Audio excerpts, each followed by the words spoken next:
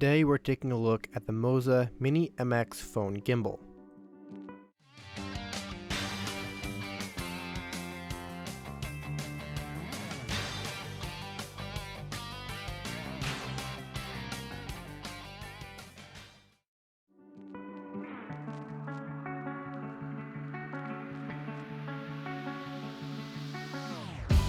I bought this gimbal off of Amazon for $60. It has recently jumped up to $70, but I still think it's worth that price. You receive a fairly nice carry case, you get a tripod, a wrist strap, and a charger, as well as the gimbal itself. You do get Type-C charging, and it will charge the gimbal up to 100% in 2.5 hours. You also get a battery indicator. It is a 3-axis gimbal and supports a phone up to 9.8 ounces or 280 grams. The phone clamp supports a phone up to 3.4 inches or 88 millimeters. You get a 24-hour battery life on this Mini MX. The gimbal itself weighs 14.6 ounces or 412 grams. To unfold your gimbal, you're going to want to pick it up and look at the controls face on. Then rotate the handle to the left and it should be unfolded.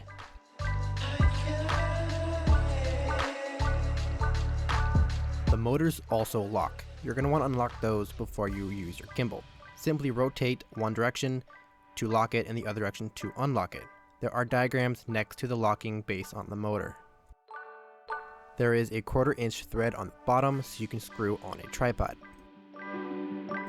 Now getting into how the gimbal works, when you put your phone on, you must first balance it so that way you can get the most battery life and best performance out of the gimbal motors.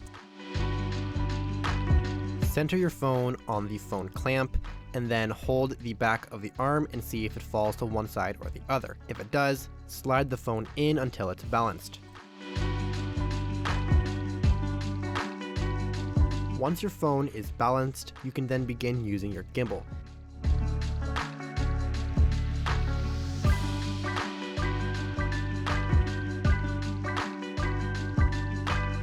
Note that when you first turn on the gimbal, you're in pan follow mode by default, meaning that you cannot tilt up or down. Now let's get into the different controls on this gimbal. To activate your gimbal, hold down on the power button. You will see your indicator light come on, showing how much battery you have left. Press and hold again to turn off. Pressing the plus button once will activate pan tilt follow mode. Pan tilt follow mode allows us to move the tilt and pan axis while locking the roll axis. Pressing the minus button once will activate first person view mode. FPV mode allows us to move the roll, tilt, and pan axis while stabilizing it. Clicking the same button again will return you to the default pan follow mode. The joystick will allow you to manually move the gimbal position. Clicking your camera button once will activate the shutter. Double-clicking the camera button will switch between photo and video mode. Triple-clicking will switch from landscape to portrait mode. Holding down on either the minus or plus button will either zoom in or out. Double-clicking either one will automatically zoom all the way out or all the way in. Pressing the trigger once will activate Active Track in the app. Double pressing the trigger will reset the gimbal's position. Triple pressing the trigger button will switch from the rear to the front camera. Pressing and holding the trigger button will lock every axis. A press, then press and hold will activate sport mode. This basically allows you to get greater panning speed. Now that's about it for the controls, but how well does the gimbal actually work? The stabilization on this gimbal is actually really good. It definitely makes panning a lot smoother than if you did it handheld. In this clip, I go on a walk without the gimbal to show you how the phone itself stands up just by walking. Now here is me walking with the gimbal. It does a really good job and it's definitely a huge improvement over the phone itself. Now there are no tricks here. When I was walking with the gimbal, I walked completely normal, not holding back anything, especially the same with the phone. I didn't try to overemphasize the shakiness. Both times I walked the same way. Here I am running without the gimbal. And here's me running with the gimbal. As you can see, much better. Again, I wasn't holding anything back, I was just running full speed, so I wasn't trying to keep the gimbal stabilized or anything like that. As you can see, this gimbal does a good job at stabilizing your shots, definitely an improvement over holding your phone, and gives you lots of creative opportunities. This gimbal is fairly compact, so I can fit this in my pocket and carry it around very easily. There is also a mobile app called Moza that you can install and get really cool features. Once you've downloaded the Moza app, you can then open it and start playing around with some of the cool features. The first step you'll need to take is to turn your gimbal on and then connect it to your device. Click connect and wait for your device to show up. Once your device shows up, you can then click on it and it should connect fairly quickly.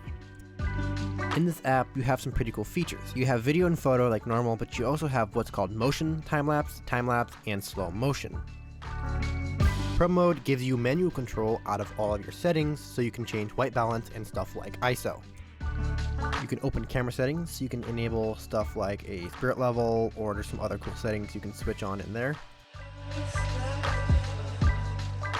There's also a dedicated gimbal settings section, so you can enable stuff like different modes, fine-tuning, calibration. You can change the speed of how the joystick pans, different zoom speeds, all sorts of different cool things. You can even upgrade your firmware from this app. If you click on the blue M, you can enter into magic mode. This is a really cool section of the app where it will create a video for you and automatically edit it, add music, and automatically move the gimbal as it needs. Magic mode is great for somebody who doesn't know how to edit, or if someone wants to just have some fun and get a really cool video in like 5 minutes. This gimbal does connect directly to your phone via Bluetooth, and you can use this with your native camera app. Depending on your make and model of phone, you'll have limited features with the native app. On my phone, I cannot zoom in and I cannot switch from the selfie to the rear camera. Functionality support will depend on the make and model. I do believe iPhone supports zooming and changing from the rear to the selfie camera. So you'll have to just try it and see if it works on your phone.